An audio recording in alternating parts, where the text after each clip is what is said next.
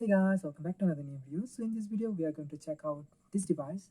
So this is Nokia's Asha 501, and few months back maybe I have reviewed Nokia Asha 503, which was a better device than this, an updated version of this device.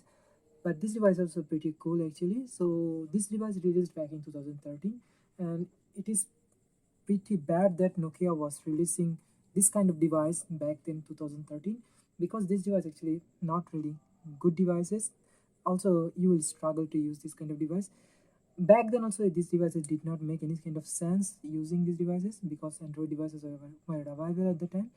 And also this time actually it doesn't make sense, but still if you have one of these, but this device still can be very useful.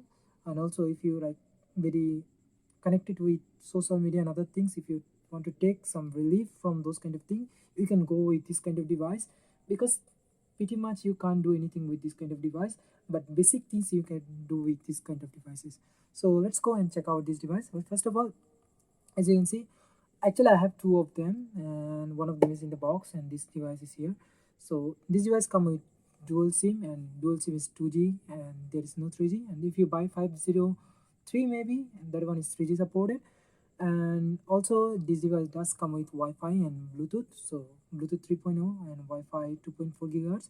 So as you can see here, my SIM card is here already, and it does connect it with in network, and I can make phone call and messages and everything is done. And this device actually has a pretty good display, not really sharpest one, but it is pretty good for this kind of devices. So it is a 3x4 display, uh, 240 by 320, and this is a 3-inch display, which is pretty good for this kind of device. This device is actually tiny and it's very lightweight, and you can comfortably use this device. And also in the back we have a 3.15 megapixel camera which can shoot 320p video too. And we also have micro USB port and headphone port. And also we have a barrel connection on this device. In 3.503 I haven't seen that, but this device has one barrel jack too to charge the device. As I said, this one is a beginning of this kind of devices. So going with the setting, as you can see, this device actually runs very well actually. It's about product 501 and running on Asha software platform 1.0, and this device can be updated to 1.4, but it is pretty difficult to get the update like firmware and getting it and update it. I can get a firmware for this device, but maybe it will be different region, but I don't really want to flush different region firmware, that's why I'm not flushing it. And also by flushing 1.4 you are not going to get anything better than this actually. There is nothing else actually, maybe they have improved a little bit but nothing else. So going with the setting, so there is a button. In 503 you will get a capacity button, but in here we have a tactile button.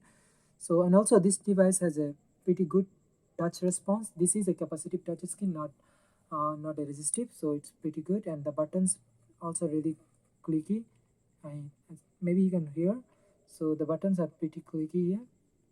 So in the lock screen, as you can see, it's pretty much look like a Nokia 9 kind of UI. So you can like swipe anywhere.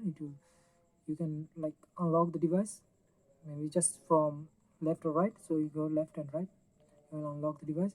And if you swipe right, you will get your all the notification and other things. Also, if you use any kind of application, it will be here. And right side, nothing. So you just move around all those. And on the notification panel we have Wi-Fi, Bluetooth, internet, and for profile settings. So let's connect to the Wi-Fi, it will connect automatically.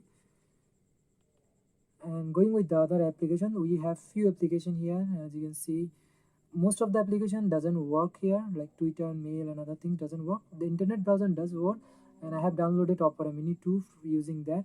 And there are few games, as you can see here, maybe 1 2 3 4 5 6 7 8 9 10 11 12, and I have also downloaded Need for Speed. So 12 games are pre-installed on this device. And also we have camera application which you can edit the photos and other things. So we have file to access the file memory. As you can see, this device has only 120 MB of internal storage and also 64 MB of RAM. So not a lot of things, but it can handle everything pretty much well. And also we have Facebook and other things doesn't work anymore. Going with the music player is quite well, as I said. So if you're going to buy this kind of device, don't buy this kind of device. But if you have one of these, and if you really want to use one of these, you can use pretty much usable. You can listen to the song. You can connect Bluetooth earphone without any issue. Also, you can take phone call and other things. So that's it with this kind of devices. You can do this only these things, nothing much. Going with the settings, as you can see, Wi-Fi is already connected maybe. So we are connected, and if you go here, so Bluetooth dual SIM setting also have, and sound and vibration. So if you go to sound and vibration, the the sound actually pretty good here, not really bad. Okay, not really pretty loud, but the sound quality is pretty good here. And also if we go with other things, like we have wallpaper and wallpaper for home screen and wallpaper for lock screen separate, you can do it. And also we have brightness, as you can see here, brightness you can do. And also we have glance screen. So glance screen does work, as you can see, although this is a TFT display, but the glance screen feature is available with this device. And also we have skin double tap to turn on the screen. This actually pretty bad in this kind of devices. I have saw that one in 5032 actually. So this is the issue. So if you double tap, if you touch it uh, like you do with your Android devices, it will not unlock. But if you like make sound, then it will wake up the device. So working pretty well like that actually. But if you do it like slightly, although it is a capacitive touch screen, but it doesn't work like that. You have to do like this. Then also we have push notification and few other things going on here. There is nothing much going on other than that. And also you have installed apps. You want to uninstall something, you can do it from here too. So rather than that, there is nothing going on. So we have connected the Wi-Fi. So if you try to, and one weird thing about this device actually, but you cannot browse internet without putting a SIM card, even if you connect to the Wi-Fi. So it will ask you to put a SIM card. Even if you are connected with Wi-Fi, still you can't browse internet. So you need to put a SIM card to browse the internet. I don't know why is that, but that is what I have faced. So we are connected to the Wi-Fi. So as you can see, it can load pretty fast all the website. There is no issue with that. Almost most of the website it can open. Maybe you will see something's not loading properly. That issue will be there, but it is working. And I did try to install JTube here, but JTube doesn't work on Nokia Asha platform for some reason. I don't know why, and I have no clue about that. Even if you sideload the application, it will not usable. So going with, like, as I say, if you want to download any kind of application for this, you can go to webtrick.com. But sometimes the applications are not really compatible with this kind of devices, because this is a touch screen devices. So you might not get a proper games here for this device. Also you can browse, like from directly browse for this device. Maybe there are few games available for this device which you can download. But as you can see here, this actually can handle website pretty well, the whole websites. Maybe I can try to install, maybe, like, let's try to install um, UC browser here. So we will go to gadget.com. So gadget.com has like user browser for this kind of devices maybe. So if you go here,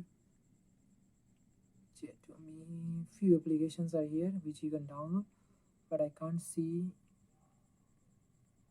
UC browser. Usually it's showed around here. So let's try to find it by categories. It should be in maybe search. Okay, nope. To go back, okay, we have to use this button to go back. Maybe social and messaging, or it will be in productivity. So we do have like Opera Mini here, but we can't see UC browser. Although, okay, let's try to browse.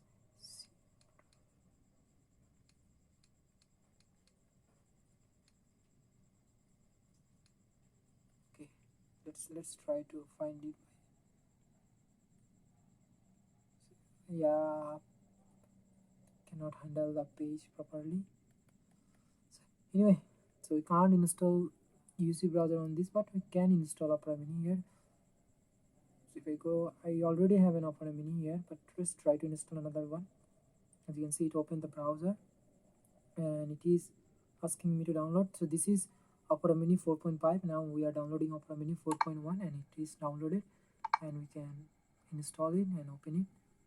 Okay, so this is not really a good Opera Mini application. Maybe it's some issue. This one is not really Opera Mini here. So that's, you have to be, if you really want to download an Opera Mini for this device, you can just directly go to m.operamini.com, just download it directly using browser. So that's it. So that's all about this device. Pretty good device, I will say, for like if you don't want any kind of social messaging or anything like that, but only 2G. So you have to be mindful that but in Asian country it does work perfectly fine, so you'll not have any kind of issue with this device in Asian country. So that's all about Nokia 501. Thank you very much for watching, and I will see you next time.